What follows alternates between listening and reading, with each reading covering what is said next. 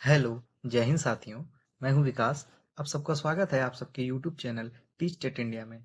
आज की इस वीडियो में हम सीडीपी के प्रीवियस ईयर क्वेश्चन पेपर को डिस्कस करेंगे। तो बिना देरी किए हम लोग वीडियो स्टार्ट करते हैं, लेकिन उससे पहले आप लोग अपना परम कर्तव्य निभाते हुए प्लीज चैनल को सब्सक्राइब एंड वीडियो को लाइक करके अपने दोस्त यार के साथ जरूर शेयर करें। तो बिना देरी किए हम लोग वीडियो स्टार्ट करते हैं। तो देखिए, ये पहला क्वेश्चन नंबर है। लिखा है, निम्नलिखित में से कौन सा निरंतर और व्यापक मूल्यांकन का समर्थन करेगा?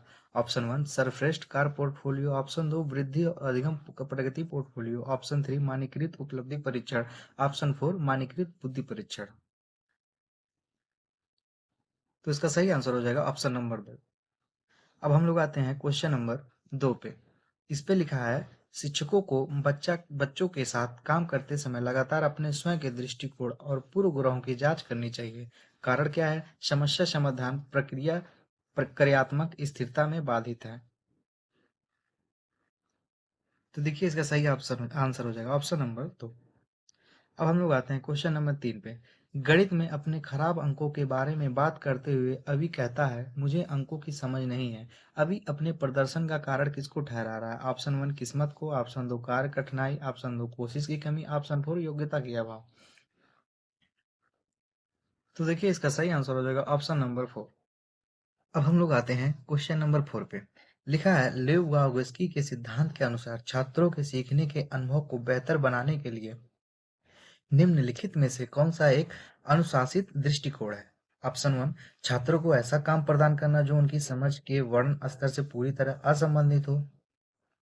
ऑप्शन 2 छात्रों के वर्तमान स्तर पर आधारित उनको उचित समर्थन और मार्गदर्शन के साथ काम प्रदान करना। ऑप्शन 3 छात्रों को कोई सहायता नहीं देना और उन्हें अपने दम पर संघर्ष के लिए छोड़ देना। ऑप्शन 4 छात्रों को ऐसा काम प्रदान करना कि व्यक्तिगत रूप से प्रबंधित और पूरा कर सकें। तो देखिए, इसका आंसर हो जाएगा ऑप्शन नंबर 2। अब हम लोग आते हैं क्वेश्चन नंबर 5 पे। लिखा है, निम्नलिखित में से कौन सा कथन प्रगतिशील शिक्षा में शिक्षक की भूमिका सबसे अच्छा वर्णन करता है? ऑप्शन 1 शिक्षक ज्ञान की प्राथमिक स्रोत होते हैं, ऑप्शन 2 शिक्षक एक सुविधा प्रदाता के रूप में कार्य करते हैं, ऑप्शन 3 शिक्षक निर्धारित पाठ्यक्रम को जो कत्यो लागू करते हैं, ऑप्शन 4 शिक्षक बच्चों को स्वतंत्र रूप से कार्य करने के लिए अपने उनके हाल पर छोड़ देते हैं। तो इसका सही ऑप्शन हो जाएगा ऑप्शन नंबर 2। नंबर 6 है, हावर्ड गार्डनर की दी गई बुद्धि की अवधारणा का निहितार्थ है कि ऑप्शन 1 सभी लोग दुनिया के समान रूप से समझते और संसाधित करते हैं, ऑप्शन 2 अलग अलग आयामों में लोग अलग अलग योग्यताएं होती हैं, ऑप्शन 3 बुद्धि का केवल एक ही आयाम होता है, ऑप्शन 4 बुद्धि केवल प्रयोगात्मक अधिगम के संबंधित है। तो इसका सही आंसर हो जाएगा ऑप्शन नंबर 2 अलग अलग आयामों के। अब हम लोग आते हैं क्वेश्चन नंबर 7 पे। निम्नलिखित में से अवधारणाओं के निरूपण का कौन सा क्रम बच्चों के संज्ञानात्मक क्षमताओं को उत्तरोत्तर विकास के अनुसार है? ऑप्शन 1 क्रिया आधारित, छवि आधारित, संकेत आधारित, ऑप्शन 2 छवि आधारित, संकेत आधारित, क्रिया आधारित, ऑप्शन 3 संकेत आधारित, क्रिया आधारित, छवि आधारित, ऑप्शन 4 संकेत आधारित, छवि आधारित, क्रिया आधारित। इसको सही क्रम में आप लोग बताइए। तो इसका सही आंसर हो जाएगा ऑप्शन नंबर 1। क्वेश्चन नंबर 8 क्या है? शिक्षकों को कक्षा में प्रभावी संज्ञान सुनिश्चित करने के लिए बच्चों को संवेगात्मक सहारा देना चाहिए। कारण क्या है? संवेग व संज्ञान एक दूसरे के लिए जटिल रूप से संबंधित हैं। अब इसमें बताइए कौन सा ऑप्शन सही हो जाएगा।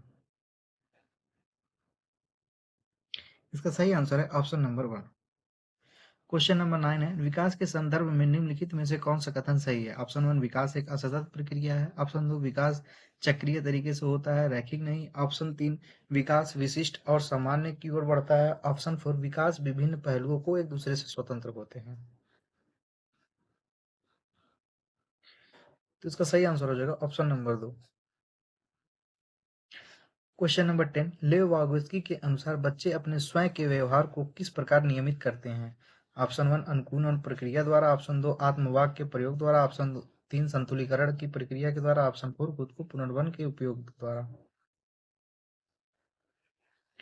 इसका सही हो जाएगा आत्मवाक के द्वारा, ऑप्शन नंबर 2। नंबर 11, कक्षा 5वीं के बच्चों को तैरने और डुबोने की अवधारणाओं को पढ़ाने के लिए संरचनावाद और दृढ़ विश्वास रखने वाले शिक्षकों द्वारा कौन सी शैक्षणिक दृष्टिकोण अपनाया गया है?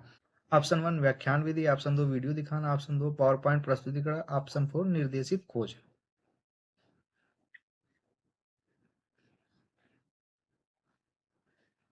तो इसका सही आंसर हो जाएगा निर्देशित खोज, ऑप्शन नंबर 4। क्वेश्चन नंबर 12, निम्नलिखित में से कौन सी सार्थक सीखने के लिए एक प्रभावी स्मृति तकनीक नहीं है?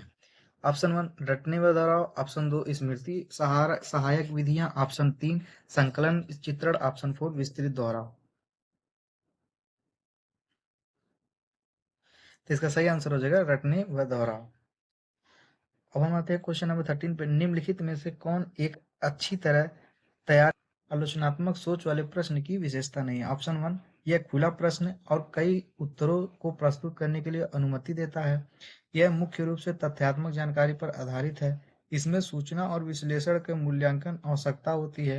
यह उच्च स्तरीय सोच और समस्या समाधान कौशलों को बढ़ावा देता है। इसका सही आंसर हो जाएगा ऑप्शन नंबर 2। ठीक है।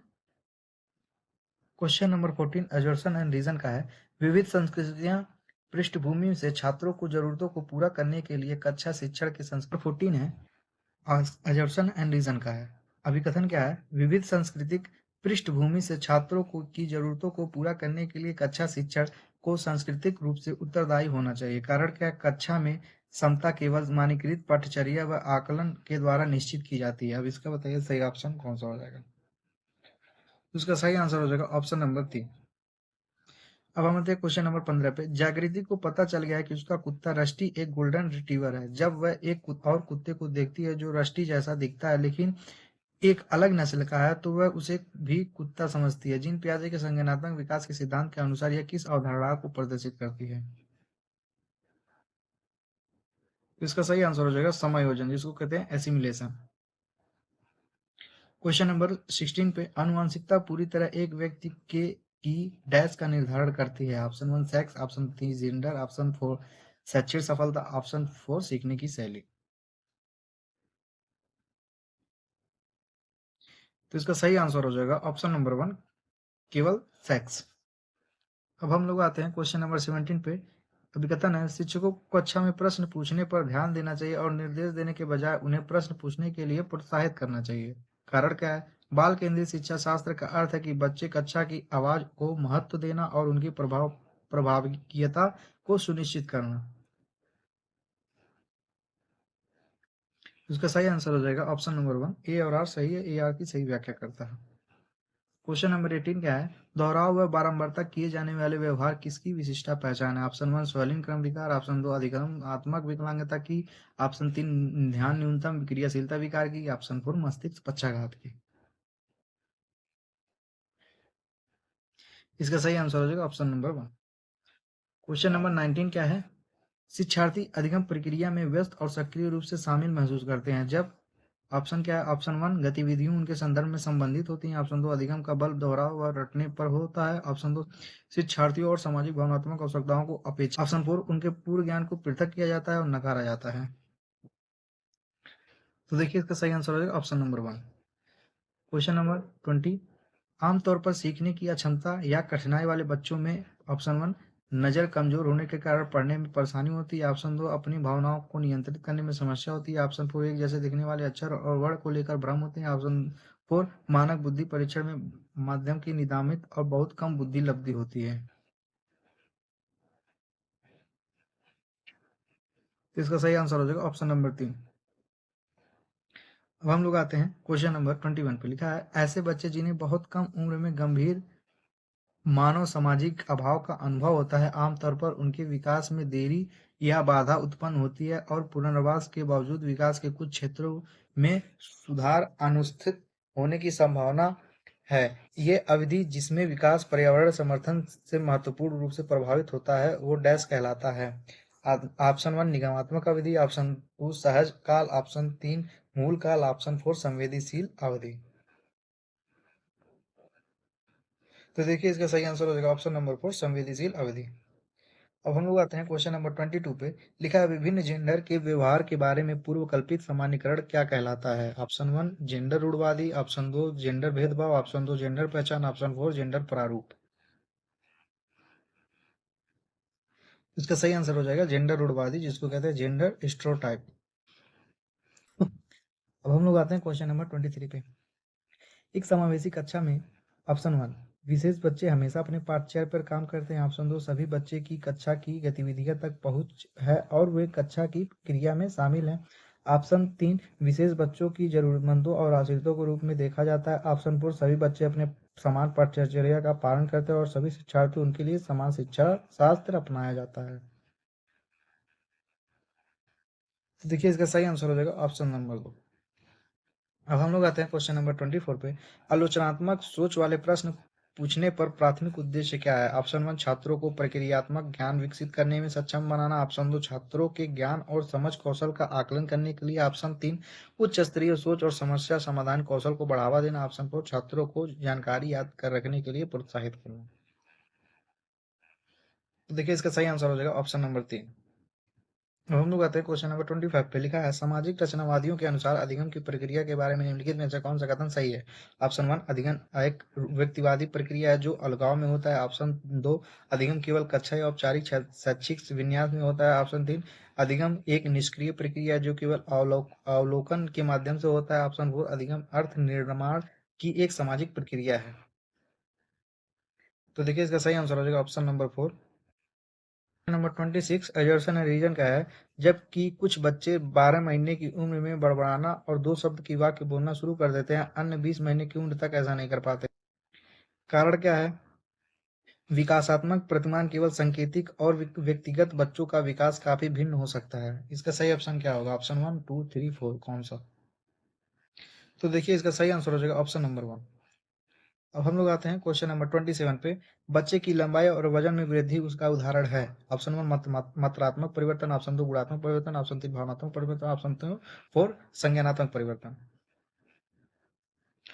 तो इसका सही आंसर हो जाएगा क्वांटिटी चेंज यानी कि मात्रात्मक परिवर्तन। ऑप्शन 1 8 हिंज की दुविधा को पेश किए जाने पर अरुणिमा तर्क देती है कानून इस परिस्थितियों के लिए स्थापित नहीं किया गया था कि इस स्थिति में इस स्थिति में दवा लेना वास्तव में सही नहीं है लेकिन यह उचित है।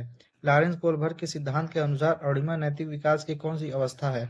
ऑप्शन 1 सामाजिक सरोवर और विवेक। ऑप्शन 2 नैतिकता। ऑप्शन 2 नैतिक और विरोधाभास व्यक्तिगत अधिकार और लोकतांत्रिकता। ऑप्शन 3 दंड और उन्मुख आज्ञाकारिता स्वीकृत कानून। ऑप्शन 4 यांत्रिक उद्देश्य विनिमय। तो इसका सही आंसर हो जाएगा option number 2। Question number 28।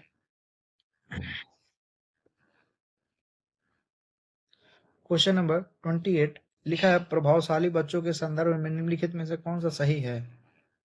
Option 1 प्रभावशाली बच्चे सीखने के लिए अक्षमता और जोखिम मुक्त होते हैं। ऑप्शन 2 प्रभावशाली बच्चे निश्चित रूप से शैक्षिक सामाजिक और भावनात्मक सभी क्षेत्रों से उत्कृष्ट प्राप्त करते हैं। ऑप्शन 3 प्रभावशाली छात्र हमेशा खुश लोकप्रिय और अच्छी तरह से समायोजित होते हैं। ऑप्शन 4 प्रभावशाली छात्र अन्य छात्रों की तुलना में अपेक्षाकृत उन्नत गति से सीखते हैं। तो देखिए इसका सही आंसर हो जाएगा ऑप्शन नंबर 4। अब हम लोग आते हैं क्वेश्चन नंबर 30 पे जो लास्ट क्वेश्चन है। जिन पियाजे के अनुसार निम्नलिखित में से कौन सी क्षमताएं पूर्व संक्रियात्मक अवस्था की विशेषता? ऑप्शन 1 वर्गीकरण एवं क्रमबद्धता। ऑप्शन 2 संरक्षण एवं अमूर्त चिंतन। ऑप्शन 3 नकल व प्रतिवर्ती। ऑप्शन 4 प्रतीकात्मक खेल और जीववाद। तो इसका सही आंसर हो जाएगा ऑप्शन नंबर 4। तो बाकी आज के लिए इतना ही। ठीक है, आप लोग का स्कोर 30 में से कितना बना प्लीज कमेंट सेक्शन में और बताइएगा और इस वीडियो को अपने दोस्त यार के साथ जरूर शेयर करिए। ठीक है, तब तक के लिए जय हिंद।